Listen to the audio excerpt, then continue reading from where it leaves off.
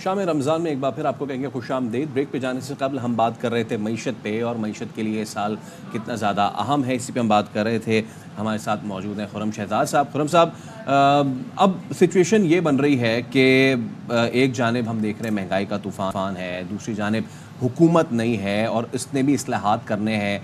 तो अगर वो तीन चीज़ें जो प्रायोरिटाइज़ करनी चाहिए इस हुकूमत की माशी टीम को, वो कौन सी पहली तीन चीज़ें कि जिसको सबसे पहले देखना चाहिए कि इनको ठीक करें, फिर बाकी मामला बाद में देखते हैं?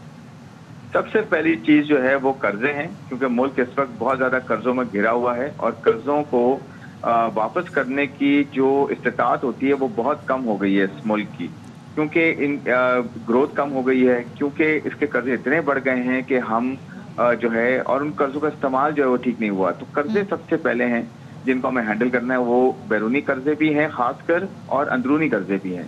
तो ये तो एक बहुत बड़ा मसला है पहला, जिस पे मेरे ख्याल में जो फाइनेंस टीम है उसको प्रायोरिटाइज करेगी और आईएमएफ के साथ मिल के करेगी, आईएमएफ को ऑन बोर्ड रख के करेगी कि कर्जों को कैसे हम सॉल्व करें और अपने जो हमारे जो अच्छे जो पार्टनर्स हैं इस पूरे रीजन में, चाइना है, सऊदी अरेबिया है, यूएई है और दूसरे ममालिक हैं, इनके साथ मिल के हमें एक स्ट्रैटेजी बनानी होगी, अदरवाइज जो है वो सर्वाइवल मुश्किल होगा। तो ये तो नंबर 1 हो गया। सेकंड जो है एनर्जी है। एनर्जी जो है वो हमारी महंगी भी है, उस पर टैक्सेस भी बहुत ज्यादा हैं। एक आम आदमी के लिए, हाउस होल्ड के लिए एनर्जी बहुत महंगी है, प्लस कॉर्पोरेट्स के लिए, इंडस्ट्रीज के लिए, एक्सपोर्टर्स के लिए भी एनर्जी जो है वो महंगी है। ना सिर्फ महंगी है बल्कि वक्त पे हमें पहुंचती भी नहीं और वो उसकी सप्लाई भी हमें इंश्योर नहीं की गई।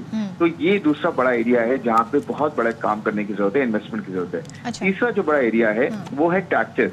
टैक्सेस को हमने फॉर्मल सेक्टर से कम करना है, नंबर ऑफ टैक्सेस भी कम करने हैं और फॉर्मल सेक्टर पे जो टैक्स का बर्डन है बहुत ज्यादा, 35-35, 40-40%, 50-50% तक टैक्स जा रहा है, इसे कम करना है और इसको हमने इनफॉर्मल सेक्टर को टैक्स नेट में लाना है, जिसमें एग्रीकल्चर है, जिसमें रियल एस्टेट है, जिसके अंदर जो है आपका रिटेल एंड होलसेल ट्रेड है।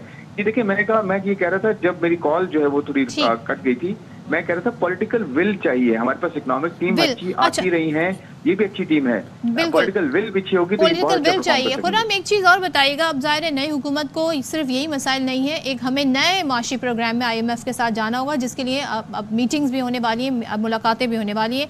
ब्लूमबर्ग की जानिब से जो नए वजीर खजाना है मोहम्मद औरंगजेब साहब, उन पर बड़ा ट्रस्ट का इजहार किया गया है, खुश आइन कहा गया है उनकी तैनाती को। सेम उन्होंने इसी तरीके का इशारा दिया शहबाज शरीफ की तरफ कि उन्हें आता है जी इस सारी सिचुएशन को हैंडल करना, आईएमएफ से मामलात को डील करना। सो कितना पॉजिटिव है ये आने वाले दिनों में आईएमएफ से जो होने वाले मुज़ाकरात हैं, क्या उसका फायदा कुछ होगा हमें? देखिए, ये बड़ी अच्छी बात है कि एक प्राइवेट सेक्टर से एक ग्लोबल एक्सपोजर वाले और एक अच्छे एक्सपीरियंस्ड जो है वो बैंकर को जो है वो लाया गया है। लेकिन देखिए, प्रॉब्लम मैं फिर वही कहूँगा, कॉम्पिटेंट लोग आते रहे हैं और ये भी कॉम्पिटेंट हैं, शमशाद अख्तर साहिबा बड़ी कॉम्पिटेंट हैं, उसके अलावा हमारी और जो इकोनॉमिक टीम में जो जिनका जो कंट्रीब्यूट करते रहे हैं, ये कॉम्पिटेंट रहे, इन्होंने अपनी अपनी फील्ड में बहुत बहुत ज्यादा सक्सेस जो है वो ली है। प्रॉब्लम वही है, जैसे मैं कह रहा था सदफ, कि अगर पॉलिटिकल विल है, अगर आपको रिटेल पे टैक्स नहीं लगाना, होलसेल पे टैक्स नहीं लगाना, पॉलिटिकल इंटरेस्ट की वजह से, पॉलिटिकल इश्यूज की वजह से, क्योंकि आपका वोट बैंक है, तो वो फिर एक कॉम्पिटेंट आदमी आके वो क्या करेगा? वो तो कोशिश करेगा अपनी कि वो काम करे, वो सारे बेसिक इश्यूज हैं सबको हल करे, लेकिन बात वही है पॉलिटिकल विल। दूसरी बात है आईएमएफ के पास जाना, डील करना। ऑफ कोर्स शमशाद अख्तर साहिबा हैं और जेब साहब हैं, इनका ग्लोबल एक्सपीरियंस भी है, लोकल भी इन्होंने बड़ा अच्छा जो है परफॉर्म किया है। तो देखें, ये सारी कैपेसिटी है हमारे पास, लोग हैंडल कर सकते हैं, बहुत अच्छे डील्स कर सकते हैं। सिर्फ बात यह है कि पॉलिटिकल बैकिंग हो, इनको सपोर्ट पूरी मिले, इनको एम्पावर रखा जाए। एम्पावर्ड होंगे, अपने डिसीजन अपने ऑब्जेक्टिविटी पे, अपने एक्सपीरियंस की बेसिस पे, मेरिट पे लेंगे, तो ये मुल्क आगे चलेगा, ना सिर्फ चलेगा बल्कि ग्रो करेगा और बेहतरी की तरफ जाएगा। चले, thank you so much. Khurram Shahzad हमारे साथ थे और जाहिर है इस हुकूमत को माशी चैलेंजेस तो दरपेश हैं, अब मईशत के जो चैलेंज से निमटना कैसे, ये आने वाला वक्त बताएगा।